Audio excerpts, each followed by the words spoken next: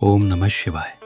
मित्रों, कभी कभी एक प्रश्न सिर्फ जिज्ञासा नहीं होता, वो एक ऐसे रहस्य का द्वार होता है जो पूरी सृष्टि की दिशा बदल देता है। पिछले भाग में आपने देखा था कैसे देवर्षि नारद ने ब्रह्मा जी से एक गहरा प्रश्न किया, हे पितामह, ये तारकासुर कौन है? कैसे उसने इतनी शक्ति प्राप्त की कि देवता भी उससे भयभीत हो गए? और अब समय आ चुका है उस रहस्य से पर्दा उठने का।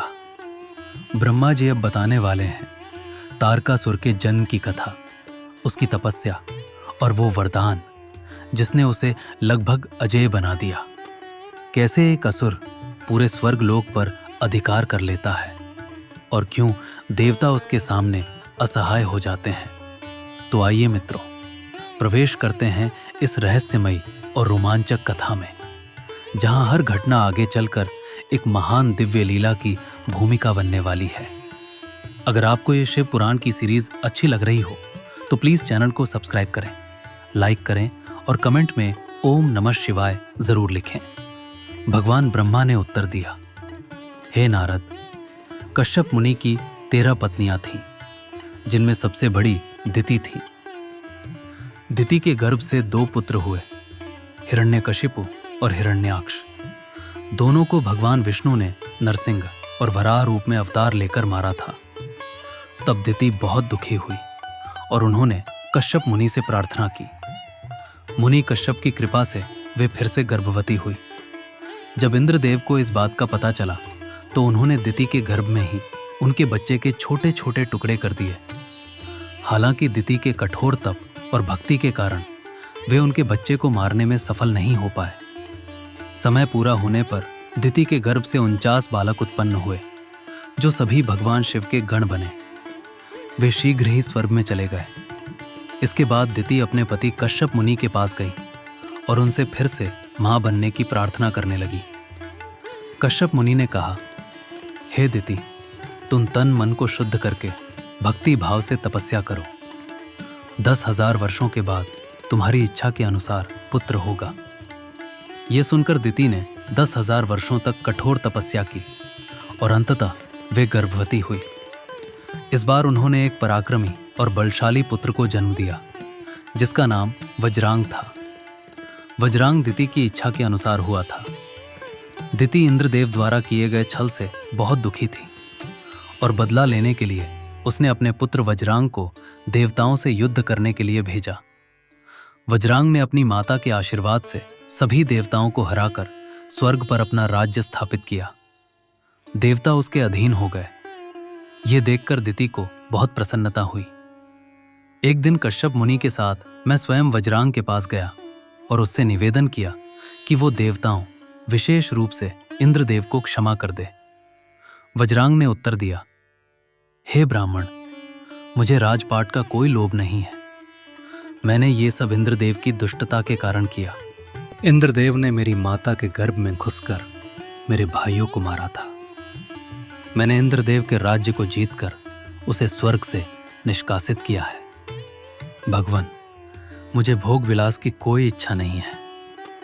वज्रांग के ये वचन सुनकर मैंने उसे समझाया और फिर एक सुंदर और गुणी कन्या से उसका विवाह करवा दिया। वज्रांग ने अपने सभी बुरे विचारों को त्याग दिया, लेकिन उसकी पत्नी के हृदय में बुरे विचारों का ही प्रभाव था। उसकी पत्नी ने वज्रांग की पूरी सेवा की। फिर वज्रांग ने कहा, हे देवी, तुम क्या चाहती हो, मुझे बताओ, मैं तुम्हारी इच्छाओं को पूरा करूंगा। उसकी पत्नी ने कहा, पतिदेव, यदि आप मेरी सेवा से प्रसन्न हैं तो कृपया मुझे ऐसा बलशाली पुत्र दें जो देवताओं को भी भयभीत कर दे। वज्रांग अपनी पत्नी के वचनों को सुनकर विचार में डूब गया। वो देवताओं के साथ किसी भी प्रकार की शत्रुता नहीं चाहता था। वज्रांग ने सोचा, अगर उसने अपनी पत्नी की इच्छाओं को पूरा किया तो उसे देवताओं और सारे संसार से लड़ाई करनी पड़ेगी। लेकिन अगर उसने पत्नी की इच्छा पूरी नहीं की तो उसे नरक का भागी बनना पड़ेगा। उसने कठोर तपस्या की और 10 वर्षों तक तप किया। अंततः उसने भगवान से वर प्राप्त किया और अपनी पत्नी को एक बलशाली पुत्र प्रदान किया। वो बालक बहुत लंबा और चौड़ा था। उसका शरीर अत्यधिक विशाल और शक्तिशाली था। उसके जन्म के समय चारों ओर कोहराम मच गया। आकाश में भयंकर बिजली चमकने लगी। धरती पर भूकंप आ गया। पहाड़ कांपने लगे। नदियां और सरोवर का पानी जोर जोर से उछलने लगा और चारों ओर आंधियां चलने लगी। सूर्य को राहु ने निगल लिया और चारों ओर अंधकार छा गया।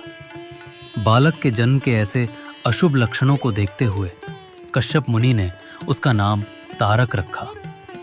कुछ समय बाद तारक का शरीर और बड़ा हो गया।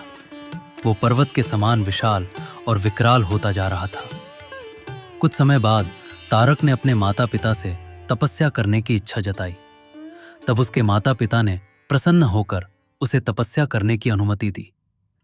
तारक की माता ने उसे आदेश दिया कि वो देवताओं को हराकर उनका आधिपत्य प्राप्त करे और स्वर्ग पर अधिकार कर ले। अपनी माता का आशीर्वाद प्राप्त कर तारक तपस्या करने के लिए मधुवन चला गया। वहां उसने कठोर तप शुरू किया। एक पैर पर खड़े होकर वो 100 वर्षों तक तपस्या करता रहा, केवल जल और वायु से जीवन यापन करते हुए। उसने 100 वर्षों तक जल में, 100 वर्षों तक थल में और 100 वर्षों तक आकाश में कठोर तप किया। तपस्या के प्रभाव से उसके शरीर से तेज निकलने लगा, जिससे देवलोक जलने लगा। ये देखकर सभी देवता घबरा गए। तब मैं स्वयं तारकासुर को वरदान देने के लिए गया। मैंने कहा, तारक, मैं तुम्हारी कठिन तपस्या से बहुत प्रसन्न हूं। तुमने इस तरह तपस्या करके मुझे प्रसन्न किया है। तुम्हारा उद्देश्य क्या है? कृपया मुझे बताओ। मैं तुम्हारे इच्छित फल को अवश्य दूंगा। भगवान ब्रह्मा के इन वचनों को सुनकर तारकासुर ने उनसे वरदान मांगा। हे भगवान, यदि आप मुझे वरदान देना चाहते हैं तो मुझे पहला वर ये दें कि मेरे समान कोई भी जीव इस सृष्टि में ना हो जो मुझे हराने की क्षमता रखता हो। भगवान ब्रह्मा ने कहा, तारक, ऐसा कोई जीव इस पृथ्वी पर नहीं है जो तुम्हें हराने की क्षमता रखता हो। तुम अमर नहीं हो सकते, क्योंकि अमरत्व किसी भी जीव को नहीं प्राप्त होता। तुम अपनी इच्छा के अनुसार मृत्यु का वर मांगो। तारकासुर ने अहंकार से भरे हुए वचन कहे, भगवान, मेरी मृत्यु भगवान शिव के वीर्य से उत्पन्न हुए बालक के हाथों से हो और कोई भी मुझे ना मार सके।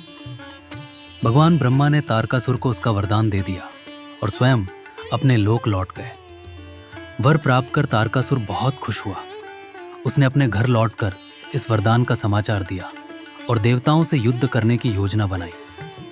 तारकासुर ने देवताओं से युद्ध किया और उन्हें हराकर स्वर्ग पर अपना अधिकार जमा लिया। इंद्रदेव ने डरकर अपने वाहन ऐरावत हाथी और 9 सफेद घोड़े उसे दे दिए। सभी देवताओं ने अपने अपने प्रिय उपहारों को तारकासुर को सौंप दिया। इस प्रकार तारकासुर का आतंक दिन प्रतिदिन बढ़ता गया और उसने स्वर्ग से लेकर सभी तीनों लोकों पर अपना अधिकार स्थापित कर लिया। भगवान ब्रह्मा ने कहा, हे नारद, कुछ समय बाद तारकासुर के डर के कारण सभी देवता इधर उधर भटक रहे थे। इस पर इंद्रदेव ने सलाह दी कि वे सभी भगवान ब्रह्मा के पास जाएं। सभी देवता मेरे पास आए और मुझे हाथ जोड़कर नमस्कार करते हुए अपनी व्यथा सुनाने लगे। देवता बोले, हे भगवान, आपने ही तारकासुर को अभय का वरदान दिया था, जिससे वह अत्यधिक अहंकारी होकर सभी लोकों पर अपना अधिकार स्थापित करने लगा है। उसने देवताओं और मनुष्यों को डराकर अपने अधीन कर लिया है। वह स्वर्ग पर भी अपना अधिकार जमाए बैठा है और इंद्रदेव के सिंहासन तक पर कब्जा कर लिया है। अब उसके आदेश से उसके असुर हमारे परिश्रम को नष्ट करने में जुटे हुए हैं। हे भगवान, हम सभी अब आपके शरण में आए हैं। कृपया हमारी मदद करें। हम तारकासुर के आतंक से मुक्ति चाहते हैं। देवताओं की बातें सुनकर मैं बहुत दुखी हुआ और उनसे कहा, मैं इस समय कुछ नहीं कर सकता। तारकासुर ने घोर तपस्या करके मुझसे अत्यधिक बलशाली होने का वर प्राप्त किया है। उसने उन वरदानों का गलत उपयोग किया है। अब वह सभी देवताओं और मनुष्यों पर अत्याचार कर रहा है। तुम सभी चिंता मत करो। एक दिन तारकासुर का विनाश अवश्य होगा। लेकिन इस समय हम सब विवश हैं। कोई भी देवता, भगवान शिव या भगवान विष्णु उसे मारने में सक्षम नहीं है, क्योंकि उसने मुझसे वरदान लिया है कि वह शिव के वीर्य से उत्पन्न हुए बालक के हाथों मरेगा। तुम सभी को भगवान शिव से विवाह करने के लिए देवी पार्वती को राजी करने की कोशिश करनी होगी। शिव पार्वती का विवाह ही तारकासुर के भय से मुक्ति दिला सकता है। देवता सोच में पड़ गए और बोले, भगवान, सती ने तो अपना शरीर योग के द्वारा त्याग दिया है, अब वह पुनः विवाह कैसे कर सकती है? यह कैसे संभव होगा? भगवान ब्रह्मा ने कहा, ध्यान से सुनो। सती की पुनः उत्पत्ति हुई है। वह हिमालय की पुत्री पार्वती के रूप में जन्मी है। पार्वती ही भगवान शिव की पत्नी बनने का गौरव प्राप्त करेंगी। तुम सब भगवान शिव से विवाह के लिए उन्हें राजी करने की कोशिश करो। यही एकमात्र तरीका है तारकासुर से मुक्ति पाने का। तुम सभी भगवान शिव से निवेदन करो कि वह पार्वती से विवाह करें। इसके बाद मैं तारकासुर से मिलने उसके स्थान पर गया और उसे प्रेम पूर्वक समझाया, तारक, ये स्वर्ग हमारे तेज का सार तत्व है। मैंने तुम्हें वरदान में स्वर्ग का राज्य नहीं दिया था, इसलिए तुम स्वर्ग को छोड़कर पृथ्वी पर राज्य करो। मेरी बात सुनकर तारकासुर स्वर्ग को छोड़कर पृथ्वी पर आ गया और शोणितपुर में राज्य करने लगा। फिर सभी देवता प्रसन्न होकर इंद्रलोक चले गए और इंद्रदेव से निवेदन करने लगे कि अब आपको भगवान शिव और देवी पार्वती के विवाह के लिए प्रयत्न करना चाहिए, तभी हमें तारकासुर से हमेशा के लिए मुक्ति मिलेगी और तीनों लोग सुखी होंगे। ब्रह्मा जी ने कहा, नारद, स्वर्ग में सभी देवता मिलकर एक साथ सलाह करने लगे कि भगवान शिव को किस प्रकार से मोह लिया जाए ताकि वे पार्वती को अपनी पत्नी बना लें। इस विचार को लेकर देवताओं के राजा इंद्र ने कामदेव से सहायता की प्रार्थना की। कामदेव ने मुस्कुराते हुए जवाब दिया, हे देवताओं के राजा, आप चाहते हैं कि मैं भगवान शिव को मोहने का उपाय ढूंढूं, तो मैं अवश्य ही आपकी सहायता करूंगा। इंद्रदेव ने कहा, हे कामदेव, हमारी स्थिति बहुत ही कठिन हो गई है। तारकासुर नामक असुर ने भगवान ब्रह्मा से वरदान प्राप्त कर लिया है, जिसके कारण वो अजय हो गया है और देवताओं को बहुत कष्ट दे रहा है। वो अब स्वर्ग और पृथ्वी पर अपना अधिकार जमाना चाहता है। उसकी शक्ति का मुकाबला हम सब नहीं कर सकते। हमने उसे हराने की कोशिश की, लेकिन उसके वरदान के कारण हम सफल नहीं हो पाए। अब केवल भगवान शिव के वीर्य से उत्पन्न होने वाला बालक ही तारकासुर का वध कर सकता है। इसलिए भगवान शिव के हृदय में पार्वती के प्रेम को जागृत करना होगा, ताकि भगवान शिव पार्वती से विवाह कर सकें। कामदेव ने इंद्रदेव की बातों को ध्यान से सुना और कहा, मैं इस कार्य को जरूर पूरा करूंगा। कामदेव ने रति और वसंत को अपने साथ लिया और हिमालय पर्वत पर तपस्या कर रहे भगवान शिव के पास गए। वहां पहुंचकर उन्होंने भगवान शिव के हृदय में पार्वती के प्रेम को जागृत करने के लिए प्रयत्न करना शुरू किया। कामदेव ने भगवान शिव पर अपने बाण चलाए, जिनके प्रभाव से भगवान शिव के हृदय में देवी पार्वती के प्रति आकर्षण उत्पन्न होने लगा और उनका ध्यान तपस्या से हटने लगा। ये देख महादेव जी अत्यंत आश्चर्यचकित हो गए। उन्होंने सोचा, मैं अपना ध्यान क्यों नहीं केंद्रित कर पा रहा हूं? ये क्या हो रहा है? भगवान शिव ने चारों ओर देखा और उनकी दृष्टि बाण खींचे हुए कामदेव पर पड़ी। तभी कामदेव ने भगवान शिव पर अपना बाण छोड़ दिया, लेकिन उसका वो बाण भगवान शिव की तपस्या से भस्म हो गया। भगवान शिव को गुस्सा आ गया और उन्होंने अपनी तीसरी आंख से प्रचंड आग उत्पन्न की। वो आग आकाश में ऊपर उड़ गई और पृथ्वी पर गिरते ही चारों ओर गोले में घूमने लगी। इससे पहले कि इंद्र या अन्य देवता भगवान शिव से क्षमा याचना कर पाते, उस आग ने कामदेव को जलाकर भस्म कर दिया। कामदेव के भस्म होने से देवताओं को गहरी निराशा हुई। वे शोक में डूब गए, क्योंकि उन्हें यह महसूस हुआ कि भगवान शिव के क्रोध के कारण ही कामदेव भस्म हो गए। देवी रति और उनकी सखियां भी अत्यंत भयभीत हो गई। देवी रति जोर जोर से विलाप करने लगी, अब मैं क्या करूं? कहां जाऊं? देवताओं ने मेरे साथ अत्याचार किया और भगवान शिव के क्रोध ने मेरे पति को भस्म कर दिया। देवी रति के शोक को देखकर समस्त चराचर जीव भी अत्यंत दुखी हो गए। देवता वहां पहुंचे और देवी रति को सांत्वना देने लगे। उन्होंने कहा, हे देवी, आप कामदेव के शरीर की भस्म का थोड़ा सा अंश अपने पास रख लें और अनावश्यक भय से मुक्त हो जाएं। भगवान शिव अवश्य ही कामदेव को पुनः जीवित करेंगे। और इस प्रकार महादेव के रौद्र क्रोध की अग्नि में कामदेव भस्म हो गए। प्रेम का देवता क्षण भर में ही राख बन गया।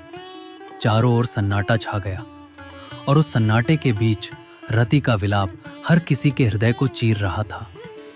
रति अपने प्रिय के वियोग में अश्रुओं में डूबी हुई थी, लेकिन देवताओं ने उन्हें सांत्वना दी कि ये अंत नहीं है, ये भी एक दिव्य लीला का हिस्सा है। क्योंकि जहां शिव है वहां विनाश के बाद सृजन अवश्य होता है। अब प्रश्न ये है, क्या रति को उनका प्रेम फिर से प्राप्त होगा? क्या कामदेव पुनः जीवित होंगे या ये वियोग सदा के लिए रहेगा?